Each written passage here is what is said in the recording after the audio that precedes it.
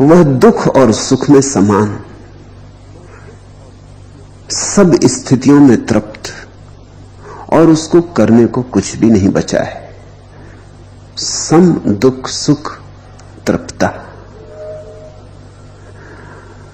दोनों में संभाव आ गया है। इस संभाव की ही सारी खोज है इस देश में। जैन इसे कहते सम्यक्त्व, लेकिन बात सम की है। बुद्ध कहते हैं संतुलन, सम्यक, बात सम की है। हिंदू कहते हैं समाधि, सम आधि, बात सम की है।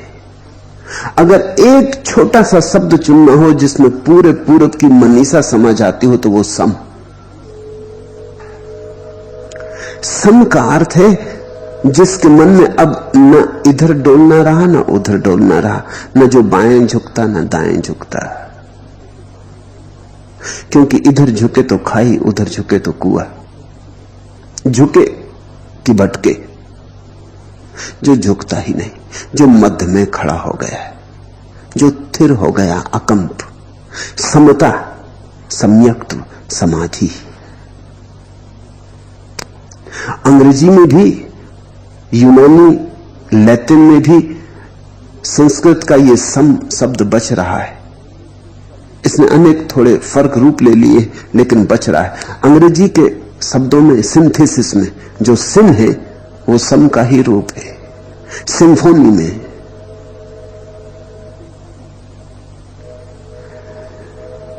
सिनॉप्सिस में, जहां जहां सिन प्रत्यय है वो सम का ही रूप है। सम चित्त की एक आंतरिक दशा है, ऐसी दशा जहां कोई कंपन नहीं, अकंप दशा। अगर तुम्हारे मन में शुभ की प्रशंसा है, अशुभ की निंदा है, तो तुम कब गए? समझो तुम बैठे हो और एक दुष्ट आदमी निकल गया रास्ते से, तो तुम्हारे मन में कंपन पैदा हो जाएगा, कर ये दुष्ट जा रहा है, इसे नरक में डाला जाए।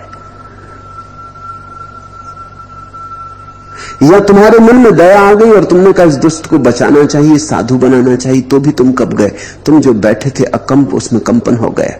तुम अब वही ना रहे जो इस आदमी के निकलने के पहले थे, कि निकला कोई साधु पुरुष की महात्मा, कि तुम्हारे मन में हुआ अहो धन्य भाग इस आदमी के, ऐसा सौभाग्य मेरा कब होगा? कब गए? विचार उठ गया, समता खो गई। सम स्थिति तब है जब बुरा निकले कि भला, तुम वैसे ही रहे, तुम वैसे के वैसे रहे, जस के तस, जरा भी हिले डुले ना। सुख आया तो, दुख आया तो, सम्मान मिला तो, अपमान मिला तो, तुम वैसे के वैसे रहे, जरा भी ना हिले। ऐसी समता की दशा को जो उपलब्ध हो जाए, उसे ही जानना कि निष्काम है। समदुख सुख तृप्ता, और उसकी ही तृप्ति है। जो सुख दुख में समानता को उपलब्ध हो गया है, वही तृप्त है। अन्यथा दुखी तो तृप्त है ही नहीं, सुखी भी तृप्त नहीं। तुमने ख्याल किया, जब दुख होता है तो दुख से छूटने की आकांक्षा प्रबल होती, कैसे छूट जाएं वही तकलीफ होती, तृप्त कैसे होंगे? दुख से कोई तृप्त होता है? दुख से छूटना चाहता, हटना चाहता, मुक्त होना चाहता। लेकिन जब सुख होता है तब भी तुम तृप्त होते हो। जब सुख होता है तब ये डर लगता है कि कहीं सुख छिन ना जाए। कल एक युवा सन्यासी ने मुझे कहा कि अब मैं वापस लौट रहा हूं अपने घर। जितने दिन यहां था बड़े सुख में बीते, बड़े शांति में बीते, अभी भी चित्त बड़ा आनंदित और शांत है। अब एक डर लग रहा है कि कहीं घर जाके ये खो तो नहीं जाएगी शांति। अभी खोई नहीं है, लेकिन डर कि कहीं खो तो ना जाएगी। बेचैनी शुरू हो गई। अभी चित्त शांत है और अशांति शुरू हो गई। अभी सुख बरस रहा है, लेकिन भय समा गया कि कहीं खो तो ना जाएगा। जब भी तुम सुखी होते हो तभी भीतर से भय भी आ जाता है कि कहीं खो तो ना जाएगा, जैसे दुख के साथ ये भाव आता है कैसे छुटकारा हो, वैसे सुख के साथ ये भाव आता है कहीं छुटकारा हो न जाए। दोनों ही हालत में तुम डोल गए, दोनों ही हालत में तृप्ति नष्ट हो गई, अतृप्त हो गए, असंतोष पैदा हो गया। तो दुखी है ही, यहां सुखी भी दुखी है। जिनके पास धन नहीं है वो परेशान है कि धन कैसे हो, जिनके पास धन है वो परेशान है कि कहीं खो न जाए, कहीं चोर न चुरा ले, कहीं सरकार न छीन ले, कहीं कम्युनिज्म न आ जाए, कहीं ऐसा न हो जाए, कहीं वैसा न हो जाए। क्या भरोसा। तो जिसके पास धन नहीं है वो तो शायद रात ठीक से सो भी जाता है, जिसके पास है वो सो ही नहीं पाता, वो और भयभीत है, उसके ऊपर 99 का फेर है, वो चिंता में ही लगा रहता, कैसे बचाऊं। पहले लोग सोचते हैं धन होगा तो बड़ी सुरक्षा होगी, फिर चिंता पैदा होती कि अब धन की सुरक्षा कैसे करें। जिनको तुम धनी कहते हो उनको तुम्हें धनी कहना नहीं चाहिए, ज्यादा से ज्यादा रखवाले, पहरेदार।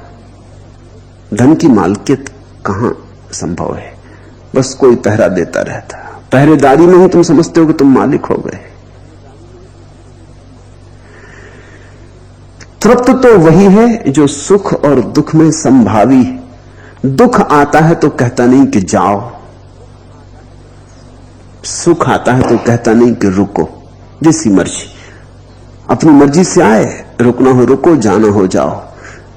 सुख और दुख दोनों के साथ उसकी अंतर्दशा एक सी रहती, और ये बाहर की ही बात नहीं, भीतर भी ध्यान का यही सूत्र है। एक बुरा विचार मन में आया, चोरी कर लें, हत्या कर दें, तुम इसकी भी निंदा मत करो, तुम इसे भी देखते रहो, इससे भी कुछ लेना देना नहीं है। यह विचार तुम नहीं हो, तुम इसके साक्षी हो। एक अच्छा विचार आया कि सब दान कर दें, एक बड़ा मंदिर बना दें, अस्पताल खोल दें, यह भी एक विचार है। तुम इससे छाती न फुला लो, अकड़ मत जाओ कि कितना शुभ विचार मेरे भीतर आ रहा है। और अशुभ विचार से तुम परेशान न हो जाओ, माथे पे बल न ले आओ, पसीने पसीने मत हो जाओ, घबराओ मत कि कैसा अशुभ विचार आ गया, कि मैं कैसा अशुभ हो गया। ना अशुभ विचार तुम हो, ना शुभ विचार तुम हो, तुम तो साक्षी हो। तो जहां शुभ और अशुभ, भला और बुरा, रात और दिन, सुख और दुख, जीवन और मृत्यु, दोनों के प्रति एक सम दृष्टि उत्पन्न हो जाती है, वहीं जीवन का परम द्वार खुलता है। और ऐसे व्यक्ति को पता चलता है कि उसको कुछ करने को शेष नहीं रहा है। किंचित कृत्यम न पश्यति। जिसने ऐसा संभाव जान लिया, अब इसे करने को कुछ भी नहीं बचा, न कोई साधना, न कोई सिद्धि, न कोई जप तप, न कोई योग याग, न इसे मोक्ष पाना है, न इसे संसार छोड़ना है। इसी क्षण सब हो गया। सम्यक्त्व के क्षण में सब हो जाता है, समता के क्षण में सब हो जाता है, समाधि के क्षण में सब हो जाता है। अब कुछ कर